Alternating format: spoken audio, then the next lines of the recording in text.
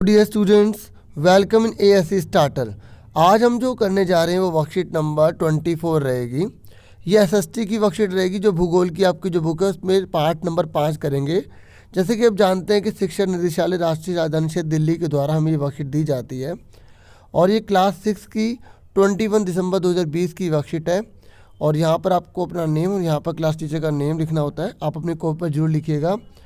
आज की जो वर्कशीट है उसमें हम भूमंडल से रिलेटेड पढ़ेंगे। और वीडियो शुरू करने से पहले मेरी आपसे रिक्वेस्ट है कि प्लीज़ चैनल को सब्सक्राइब जरूर कीजिए। मैंने आपके लिए सारे आंसर अलग से पेजेस पर भी कर रखे हैं, लेकिन आप समझ लें, नहीं तो आप कॉपी पेस्ट करेंगे तो उसका बेनिफिट नहीं है। अगर मैं आपके लिए इतना हार्ड वर्क कर सकता हूँ तो आप भी जरूर करें अपने लिए, है ना। तो फटाफट स्टार्ट करते हैं। पृथ्वी एकमात्र ऐसा ग्रह है जहाँ जीवन है। मानव जहाँ जीवित रह सकता है क्योंकि जीवन के लिए आवश्यक तत्व भूमि, जल तथा हवा पृथ्वी पर मौजूद है। देखो, जीवित रहने के लिए हमें एक ज़मीन चाहिए, जल चाहिए और हवा चाहिए, और ये सारी की सारी चीज़ें पृथ्वी पर यानी कि हमारी ज़मीन पर, हमारी धरती पर ही उपलब्ध है। पृथ्वी को नीला ग्रह कहा जाता है। क्यों कहा जाता है? क्योंकि पृथ्वी का 71% भाग पानी से घिरा है, इसी वजह से पृथ्वी नीली दिखाई देती है। आपको पता है 29% भाग ठोस भूमि के रूप में है। पृथ्वी का ठोस भाग जिस पर हम रहते हैं भूमंडल कहलाता है। याद रखो, पृथ्वी के जिस ठोस भाग पर हम रहते हैं ना उसको भूमंडल कहते हैं। क्या कहते हैं? भूमंडल कहते हैं। इस ठोस भाग पर हम रहते हैं, ठीक है, तो इसको भूमंडल कहा जाता है। क्या कहा जाता है बच्चों? भूमंडल कहा जाता है, ठीक है। लिथोस्फीयर कहा जाता है, जैसे कि आप यहाँ देख रहे हैं लिथोस्फीयर। ये सारा का सारा हार्ड ज़मीन है, इसे लिथोस्फीयर कहा जाएगा, ठीक है।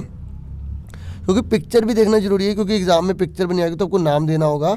इसमें पृथ्वी की चट्टानें और मिट्टी की पतली परतें भूपर्टी शामिल हैं, ठीक है। ये कह रहा है जो चट्टानें होती हैं, मिट्टी की जो पतली परतें इसे भूपर्टी कहते हैं, वो भी इसमें शामिल होती हैं, ठीक है बच्चों। उसके बाद ये बता रहा है कि शब्दों की जो उत्पत्ति है वो कहाँ से हुई है। जैसे जो ग्रीक भाषा में लिथोस का मतलब होता है पत्थर, ठीक है, और ये हम लिथोस्फीयर पढ़ रहे हैं ना। ये कह रहा है एटमॉस का मतलब होता है वाष्प, ठीक है। ह्यूडर का मतलब होता है जल। तो ये अच्छे से कर लेना, ठीक है। ये नहीं कि केवल आपने 3 क्वेश्चन कर लिए वर्कशीट के काम खत्म। जो बच्चे एक्स्ट्रा पढ़ेंगे वही अच्छे नंबर लाएंगे, ये भी ध्यान रखना। और बायोस का मतलब होता है जीवन, ठीक है। और आगे देख लेते हैं आगे क्या बताया गया है। ये कह रहा है पृथ्वी के चारों ओर मौजूद गैसीय परत वायुमंडल कहलाती है। जो भी हमारे आसपास जो हवा है ना उसमें जितनी भी सारी गैसेस हैं उस सबकी जो परत है उसको हम वायुमंडल कहते हैं। इसमें ऑक्सीजन, नाइट्रोजन, कार्बन डाइऑक्साइड, अन्य गैसें पाई जाती हैं। अपने फ्रेंड से पूछा करो, जब ऑनलाइन स्टडी करते हो, ठीक है, तो पूछा करो कि बताओ भाई वायुमंडल में कौन कौन सी गैसेस आती हैं, इस तरीके से, ताकि आपको भी रिवाइज हो और आपके फ्रेंड्स को भी पता लगे हाँ भाई ये पूछ रहे, मुझे याद क्यों नहीं था, इस तरीके से, है ना। पृथ्वी के बहुत बड़े भाग पर जल पाया जाता है। पता है आपको? पृथ्वी के बहुत बड़े भाग पर जल पाया जाता है, अभी हमने पढ़ा था ना 71%, है ना, जिसे जलमंडल या हाइड्रोस्फीयर कहते हैं। ये देखिए, ठीक है, इस तरीके से ये कह रहा है जल मंडल में जल की सभी अवस्थाएं जैसे बर्फ, जल और जलवाष्प शामिल है। मतलब जलमंडल के अंदर जो पानी लिक्विड के रूप में वो भी, सॉलिड के रूप में वो भी, और गैस के रूप में वो भी, ठीक है। ठोस, द्रव, गैस तीनों अवस्था में पानी पाया जाता है, आपको पता है ना। और जीवमंडल क्या है? ये एक ऐसा सीमित क्षेत्र है, मतलब सीमित लिमिटेड एरिया, हर जगह नहीं, जहाँ पर स्थल, जल और हवा एक साथ मिलते हैं, और ये सजीवों के लिए बहुत महत्वपूर्ण है। अगर आपसे पूछ ले कि जो जीवमंडल है सजीवों के लिए क्यों महत्वपूर्ण है, क्योंकि यहाँ पर जीवन संभव है ना। यहाँ पर स्थल, जल और हवा पाई जाती है, इसलिए ये महत्वपूर्ण है, ठीक है। अब आपसे 3 क्वेश्चन पूछे गए थे। पृथ्वी के 4 प्रमुख परिमंडल कौन कौन से हैं? हालांकि आपको आंसर पता लग गया होगा कि कौन से 4 परिमंडल हैं, ठीक है। देखो, भूमंडल दे रखा है, ठीक है, स्थल मंडल है, भूमंडल मतलब स्थल मंडल, फिर वायुमंडल, फिर जलमंडल, फिर उसके बाद जीवमंडल, ये दे रखे हैं ना चारों, है ना। लास्ट आंसर अभी आपको दिखाता हूँ।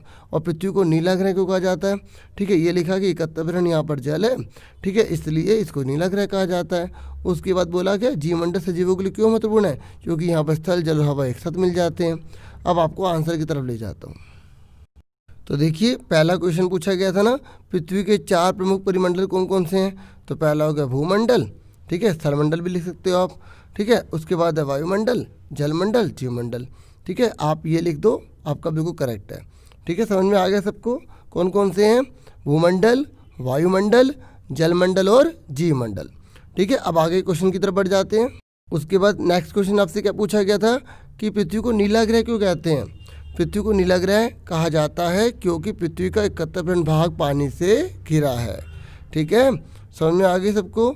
उसके बाद नेक्स्ट क्वेश्चन आपसे क्या पूछा गया था बच्चों कि जीवमंडल यानी कि बायोस्फीयर इंग्लिश में कहते हैं सजीवों के लिए महत्वपूर्ण क्यों है।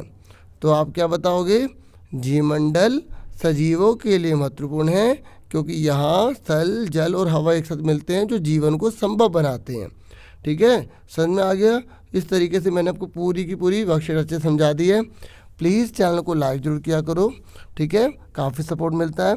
और अगर आप चैनल पर न्यू हैं तो प्लीज़ चैनल को सब्सक्राइब जरूर करें। आपका सपोर्ट मेरे लिए बहुत ज़्यादा वैल्यूबल है और ऐसी वीडियो लाने के लिए मोटिवेट करता है। ठीक है, देखो आपके लिए अलग से आंसर लिखे, इतनी मेहनत कर रहा हूँ तो आपका भी सपोर्ट बनता ही बनता है ना। फिर आपसे मिलेंगे एक नेक्स्ट वीडियो में। Thank you for watching and listening carefully. Take care dear students.